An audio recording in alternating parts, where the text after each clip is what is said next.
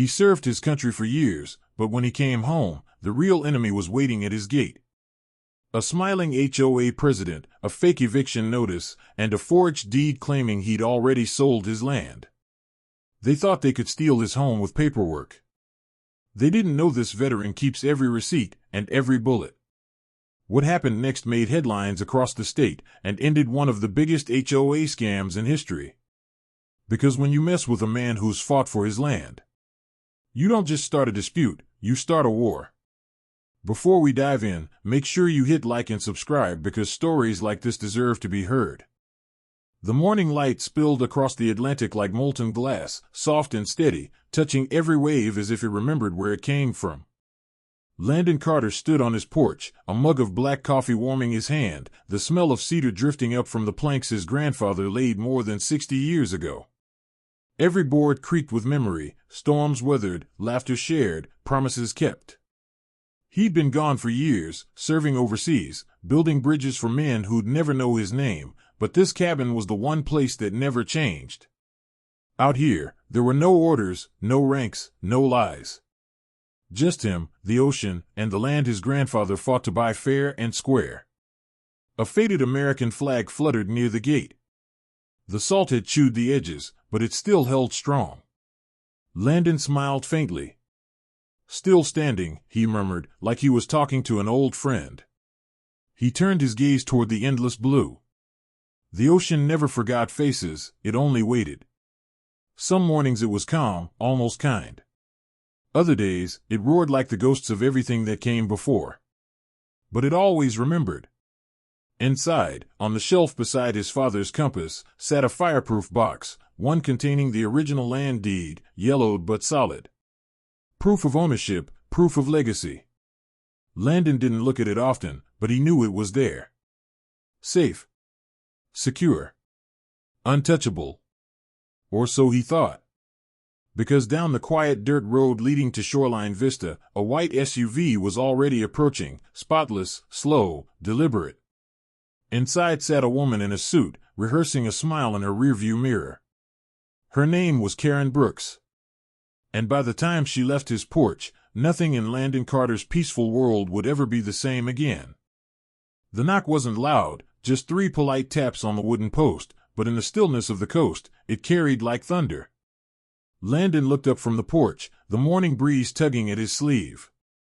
A white SUV gleamed in the sunlight, parked perfectly at the edge of his gravel drive. A woman stepped out, mid-40s, sharp suit, polished smile that didn't reach her eyes. She held a clipboard and a manila folder like weapons. "Mr. Carter," she called, voice sugary sweet. "That's me," Landon answered, setting down his mug. She approached the fence but didn't cross it. "I'm Karen Brooks, president of the Shoreline Vista Homeowners Association. I wanted to talk about your property here. You're technically inside our managed community now." Landon's brow tightened. "My family's owned this land since 1954. We're not part of any community." Karen smiled wider, like she'd rehearsed it. "Oh, that's just a misunderstanding. With recent zoning adjustments, your lot falls under our jurisdiction. But here's the good news, we'd like to buy you out. $72,000, cash offer." Landon chuckled softly, shaking his head. "Not for sale." Her smile faltered, only for a heartbeat.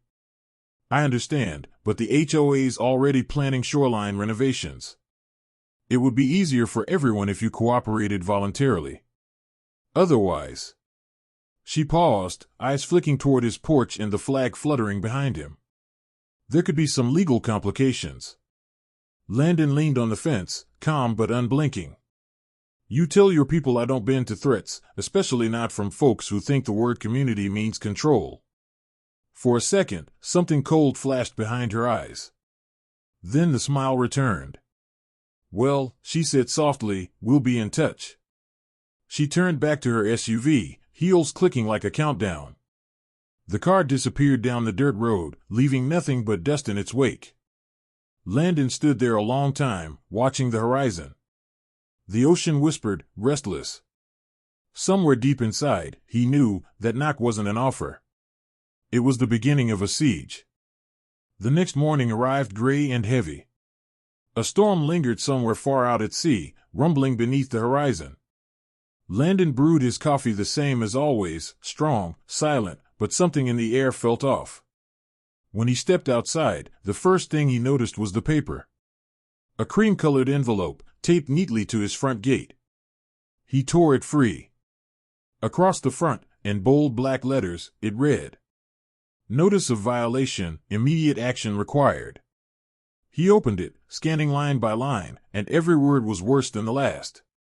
The HOA claimed he was in breach of community code, accused of unauthorized fencing, and occupying non-compliant property. The notice ordered him to vacate within 24 hours or face forced removal. No signature. No official seal. Just a printed name, Karen Brooks. Landon let out a dry laugh.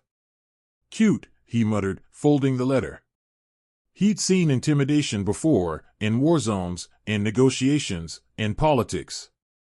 But this was suburban warfare dressed in paperwork. He walked back inside, pulled open his drawer, and retrieved an old digital camera. One by one, he photographed everything, the letter, the tape, the gate, even the tire tracks in the dirt. Then he called Sandra Martinez, his lawyer and old friend. She picked up on the second ring. "Carter, you sound early." "HOA just declared war," he said. "I'll email you the pictures."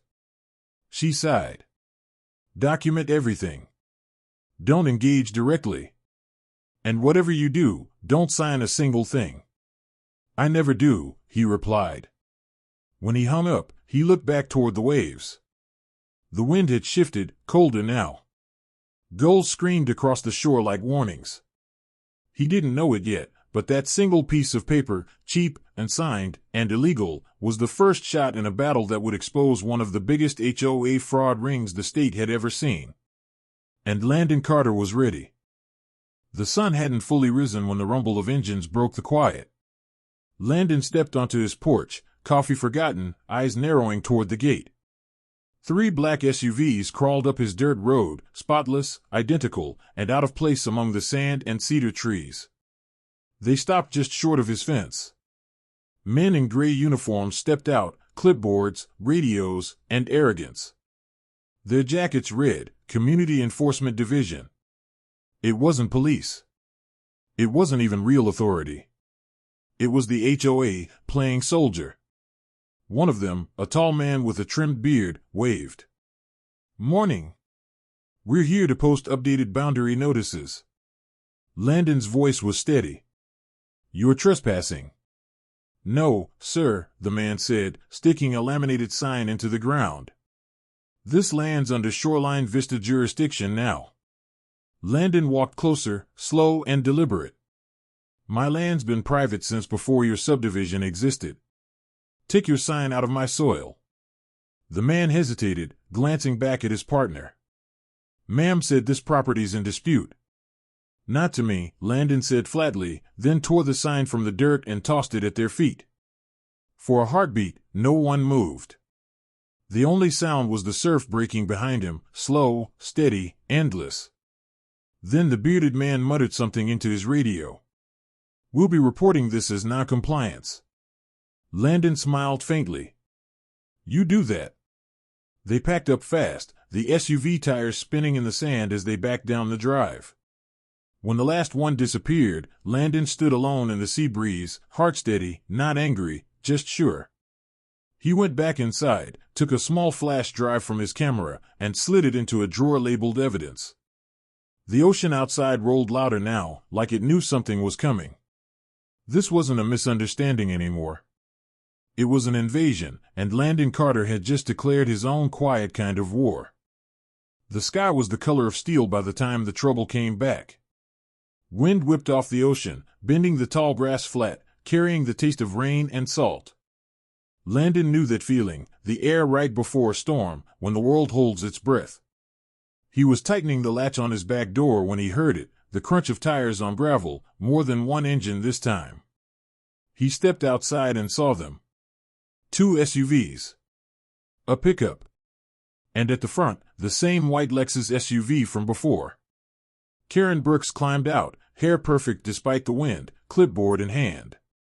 Behind her, 4 men in work vests carried crowbars and tools. "Morning, Mr. Carter," she called out cheerfully. "We're just here to begin removal of unauthorized fixtures." Landon's voice was calm. "You're not authorized to be on my property." She smiled, cold and rehearsed. "Actually, we are. The HOA board approved an emergency compliance action." He looked at the men with crowbars. "You touch that door, you're committing a felony." Karen's jaw tightened. "Sir, I'm asking you nicely to step aside." Landon didn't move. He turned, walked slowly to his porch, and disappeared inside. When he came back, he was holding his Mossberg shotgun, barrel lowered, safety on, but his message unmistakable. "I said leave." The wind howled through the trees. For a moment, all sound fell away except the surf pounding against the rocks. One of the workers stepped back. Another dropped his crowbar. Karen's face went pale. "You're threatening me," she shouted. "No," Landon said evenly. "I'm warning you. There's a difference." Then he pulled his phone from his pocket, thumbed 911, and spoke clearly. "This is Landon Carter. I have trespassers on private property. I'm armed, but not hostile. Please send law enforcement." When the police arrived, everything changed. They reviewed the footage, read the deed, checked the maps. And when it was over, one officer told Karen quietly, "Ma'am, if you step on this land again, you'll be arrested." As the storm finally broke and rain lashed the cabin, Landon stood under the porch light, watching her SUV disappear into the fog. He didn't smile. Didn't celebrate. He just whispered to the waves, "Let it rain." The rain had barely dried when the next letter came. It wasn't taped to his gate this time. It was delivered, certified, sealed, and official looking. The kind of envelope that made most people nervous before they even opened it. Landon slid it open with his pocketknife. Inside was a neatly typed document, stamped, signed, notarized, the works. Deed transfer agreement, effective immediately. His name was there. His signature too. Except he'd never signed it. For a moment, he just stared. The room was silent except for the slow tick of the clock and the low hum of the ocean outside. Then he picked up the phone and called Sandra Martinez. She answered instantly. "Tell me you're joking." "I wish I was," Landon said.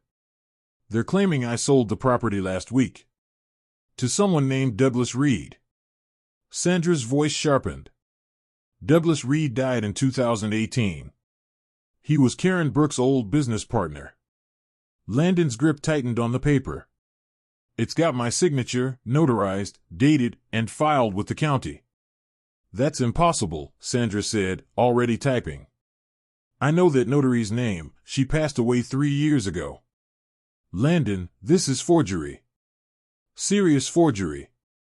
He could hear the controlled anger in her voice, the kind only good lawyers and soldiers share. Within hours, Sandra was at his cabin. She spread the papers across the table, eyes moving fast. "See this? The font's off. The formatting's outdated. They copied your old signature from the mortgage file. They used dead credentials." She looked up at him. "They're trying to erase you." Landon didn't speak for a while. He just stared out the window, watching the gulls circle over the restless sea. "They picked the wrong man," he said quietly. Sandra nodded. "Then let's make sure they know it." And in that small cabin by the shore, with one forged document and a single spark of fury, the quiet veteran and his lawyer began what would become a full-scale legal war, one that would pull the entire HOA into the light. The next morning, Landon woke to fog blanketing the coastline, thick, gray, and silent. The kind of quiet that comes before a storm. Sandra was already 3 steps ahead. By the time Landon finished his coffee, she had half the county clerk's office digging through digital archives. "They've done this before," she said, eyes glued to her laptop. "Your case isn't an exception, it's a pattern." Within hours, they found it: old zoning applications, property transfers, and community expansion forms signed by people who'd been dead, hospitalized, or never even lived near Shoreline Vista. Each document had the same notary name, the same formatting, the same faint watermark. "This isn't sloppiness," Sandra muttered. "It's a system." She called in a favor from her friend in the state property registrar's office, a woman named Clara, quiet but sharp. By noon, Clara was on a secure line walking them through county records that weren't supposed to exist. "Karen Brooks filed a temporary boundary expansion during the pandemic backlog," Clara said. "It was never finalized, but it overlaps your property." Landon leaned closer to the speaker. "You're saying she used a draft file as proof of ownership?" "Exactly." "A paper ghost," Clara replied. "If no one checked the coordinates, she could have slipped it through." Sandra smiled coldly. "That's premeditation. She didn't just steal, she planned the theft down to the decimal." By nightfall, their cabin had turned into a war room. Blueprints, deeds, printed maps, and photos covered the table. The air smelled like ink and sea salt. Landon traced his finger over the boundary lines. "If they did this to me, how many others got hit?" Sandra's phone buzzed. "You're not gonna like this," she said, reading a message from a contact. "Two other property owners just filed complaints. Both say their signatures were forged too." Landon stood, jaw tight. "It's a damn pattern." Sandra nodded. "And if we can prove it, it's not just harassment, it's racketeering." The sound of distant thunder rolled across the Atlantic. Landon looked out the window, his reflection caught against the storm. "This isn't about property anymore," he said quietly. "It's about principle." Sandra closed her laptop with a snap. "Then it's time we burn their principles to the ground."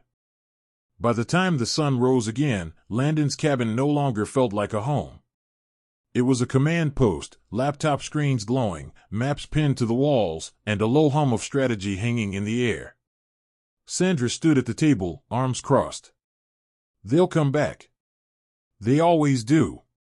We just need to make sure this time they walk right into the spotlight." Landon nodded. "Then let's give them something worth showing off." That afternoon, he called the county office pretending to clarify his property line. The call was recorded, legally. Within minutes, he got exactly what Sandra predicted. A follow-up call from Douglas Reed's replacement, a fake representative of the HOA's so-called Land Compliance Unit. The man's voice was smooth, rehearsed. "We just need to confirm your property boundaries before we finalize our records." Landon smiled to himself. "Of course. Come by tomorrow. I'll be here." When the line went dead, Sandra looked up from her notes. "They're taking the bait." They spent the night wiring motion cameras under the porch beams, setting audio recorders in the pines, and placing a hidden GoPro inside the old mailbox. At dawn, the SUVs arrived, again. 3 men and 1 woman stepped out, dressed in suits this time. One held a folder. Another carried a surveying drone.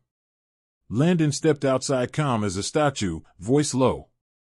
"You're early." The lead man smiled. "We like to handle things quickly. Sign this acknowledgement, and your compliance issue disappears." He extended the folder. Inside was another fake deed, cleaner, more convincing than the last. Landon didn't even look at it. "You know this is recorded, right?" The man froze. "Every word," Landon continued. "Every step you've taken since you crossed my fence." The woman's smile flickered. "Sir, you can't record government." "Good thing you're not government," Sandra's voice cut in as she stepped out from the cabin, phone in hand. "But the state attorney's office will be very interested in what you're impersonating." The man's hand dropped from his folder. His composure shattered. "You don't know who you're dealing with." "Oh, I do," Landon said. "People who forgot the law works both ways." The air grew heavy. The waves crashed louder behind them, as if echoing the moment. Then, silence. They turned, walked back to their vehicles without another word. Sandra exhaled. You think that's the last of them? Landon shook his head slowly. No. That's the moment they realize they've already lost. He turned toward the ocean, eyes fixed on the horizon. The tide's coming, he said. And this time, it's ours. The video hit the internet on a Thursday morning. A simple upload, no music, no editing, just raw footage from Landon's porch. It showed the HOA's compliance officers trespassing, pushing fake documents, and threatening a man who never raised his voice once. By noon, it had 2 million views. By evening, it was everywhere, news stations, blogs, even legal forums dissecting every frame. Sandra sat at her desk scrolling through headlines. Veteran exposes HOA forgery scheme. Fake officers, real crime, Shoreline Vista under investigation. The county prosecutor called her personally. We've seen enough. The HOA's being audited. Arrest warrants are in motion. At the same time, Karen Brooks' phone was ringing off the hook, but this time, no one was calling to admire her neighborhood. Investors were bailing, homeowners were lawyering up, and the HOA board members were suddenly unavailable for comment.